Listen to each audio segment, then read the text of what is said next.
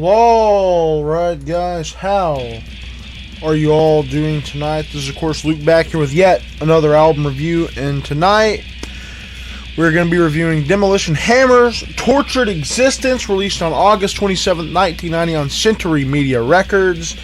Now I just want to take a moment to say YouTube didn't enjoy my last video too much. Wonder fucking why. You know, they got a little age restrict happy, and I don't know, they just didn't enjoy the video too much. Obviously. But anyways, I do feel the need to say this is also Demolition Hammer's debut album. And now Demolition Hammer is definitely one of my favorite thrash metal bands without a fucking doubt. Matter of fact, I'll also be getting to reviewing their album Epidemic of Violence here sometime soon as well.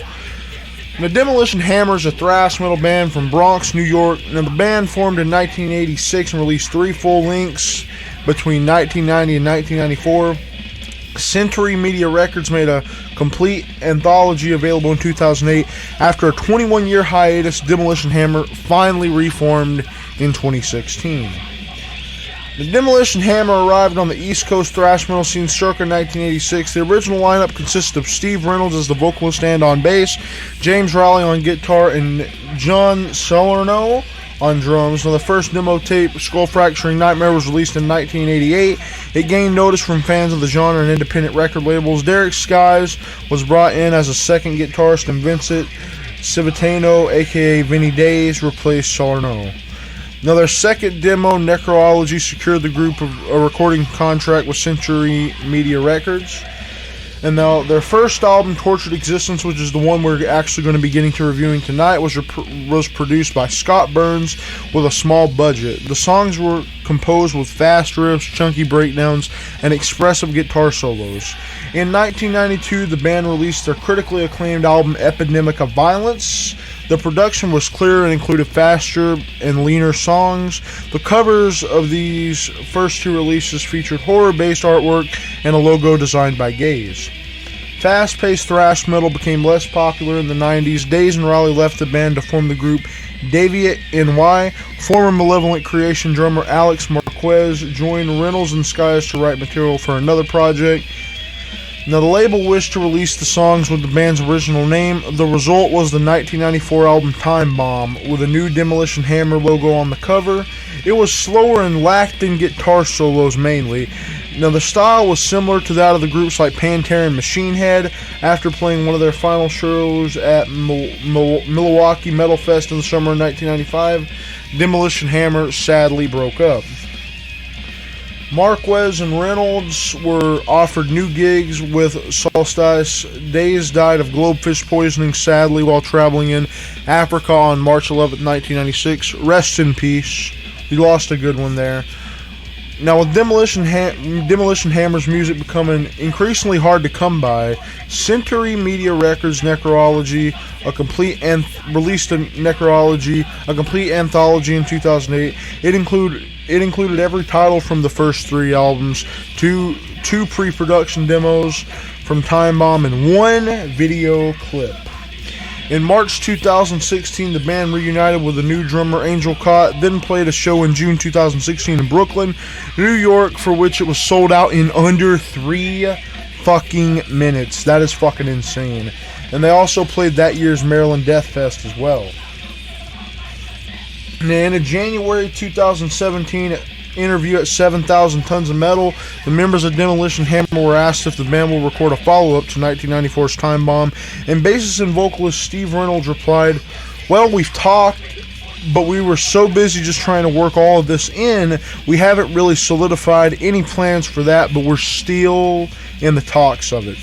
And guitarist James Rowley added, "Now that we see how well all of this is going, we do have it in our heads to start writing some new material for Demolition Hammer and see how and where it goes." Now, the lineup of this album consists of Steve Reynolds on lead vocals and bass, James Rowley on guitar and backing vocals, Derek Skies on guitar and backing vocals, and Vinny Days on drums and backing vocals. Now, let's get into this review, ladies and gentlemen.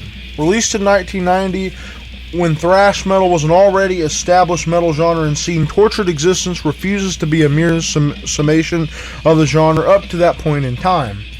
Instead, this is a record that amazingly sets new musical extremes for thrash metal as probably one of the most brutal debut albums ever. It seems that due to Demolition Hammer becoming active in the thrash scene fairly late, its members, while or even before developing Demolition Hammer's sound, had the opportunity to experience the genre in its different shades from birth to its gradual peaking. As a result, it would appear that Demolition Hammer's members, with reference to their knowledge of the genre, created a focused, uncompromisingly intense brand of thrash metal by filtering out of their songwriting process are irrelevant external musical influences and affiliated the genre by the late 80s. Moreover, the band certainly benefited from the more advanced production techniques that by 1990s had been developed by several music professionals who had gained valuable experience during the preceding 10 years in the production of thrash albums. On Tortured Existence, we have a massive sounding production of Scott Burns, who had previously produced classical brutalities such as Obituary, Slowly Rot, and Sepultura's Beneath the Remains album. The most notable feature of Barnes' production is the muddy guitar tone that essentially acts as an overreaching layer of sound that complements every other instrument and creates the record's noteworthy dense sonic quality. Now, combining Burns' production with Demolition Hammer's refined thrash songwriting results in an unprecedented bludgeoning thrash fest in the form of Tortured Existence. Demolition Hammer's performance on Tortured Existence, to put it plainly, it is determined to pursue to reach new extremes. There is an insane vocal performance here by Reynolds, who spits out lyrics with forcity and liberally releases suspending growls to usually signify the track's ensuing and distinctly brutal section. Reynolds' bass is audible, and while it mostly follows what the guitar is playing, it does provide a great low in depth, accentuating the guitar's crushing tone. Raleigh and Skies are highly competent guitarists as they seamlessly execute complex guitar passages, shift through tempos, and produce thoughtful solos that remind us that the brutality heard on this record is not mindless, but it's actually quite a sophisticated one. The drumming is exceptional, and Daze is certainly a quite underrated drummer. I will fucking say that, being a drummer myself. He's fucking amazing. He pounds those drums like there's no tomorrow, and enriches the other instruments with superb double bass work and well-timed drum fills. Now, Tortured Existence is so savage and tight in its execution that it is constantly on the verge of crossing into death metal's territory. However, the hardcore punk passages that are scattered throughout the tracks keep the record firmly grounded in thrash metal without ever subtracting from its intensity. The intro of Infectious Hospital Waste with its hammering riffage, or the section beginning at around 1 minute and 40 seconds on Mercenary Aggression, which could easily fit on a Carnivore album easily, are just a few of the numerous instances where Demolition Hammers demonstrates its hardcore tendencies on the record. And then there's tracks such as Hydrophobia, which is basically a hardcore punk track that just happens to have some added bulkiness due to the record's production.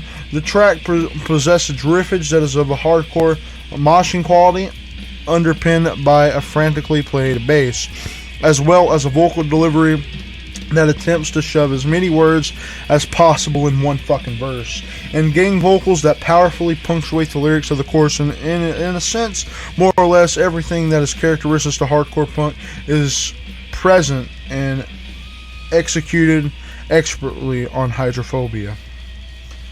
At this point, I feel compelled to discuss the phenomenal lyrics of this record, which are probably the most interesting and well articulated I have seen thrash metal by far. Now, Demolition Hammer's lyrical expression is filled with technical wording, which is handled quite skillfully, thereby avoiding the risk of the record becoming unnecessarily verbose.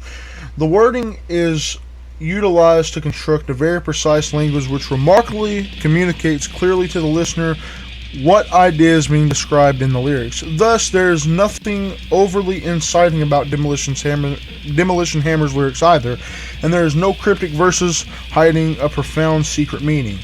Now, some of the lyrics' subject matter has been tackled before, such as the bubonic plague and crippling velocity, or biological warfare and paradisal etef, while other is somewhat unique, such as biomedical waste, engineering public health, such as tracks like infectious hospital waste, and degenerative suicidal psychosis on the track 44 caliber brain surgery, which I have to say, that is a fucking amazing title.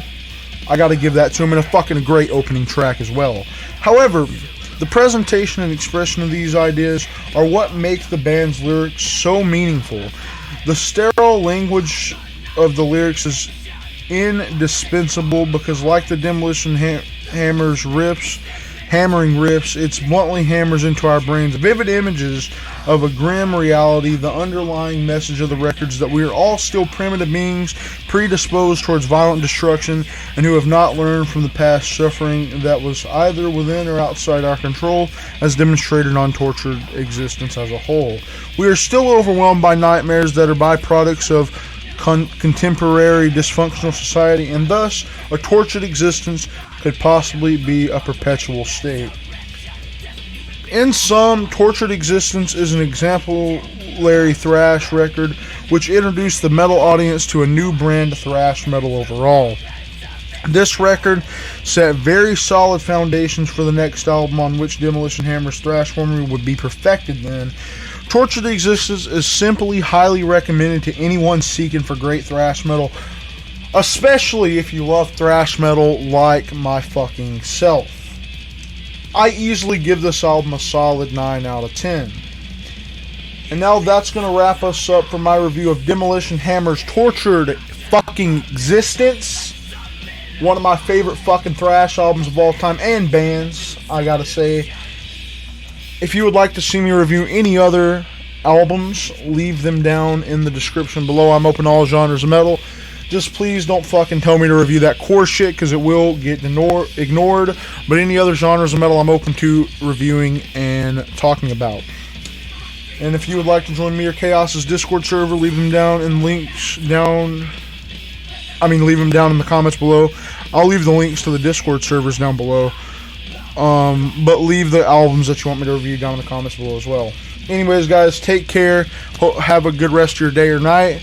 And don't forget to stay fucking metal.